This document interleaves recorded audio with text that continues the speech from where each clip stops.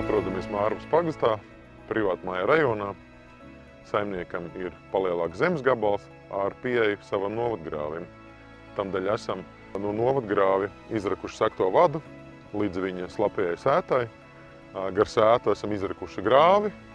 Savukārt grāvim esam pieslēguši drenas, kas drenē pagalmu. Darbus veicām ar maksimāli lielāko tehniku. Grāvi rakām ar 22 tonu ekskavātoru, tādējādi esot ražīgi. Savukārt pagalmā drenas rakām ar 9 tonu ekskavātoru. Maksimāli lielākās tehnikas izmantošana daudzkārtīgi samazina izmaksas.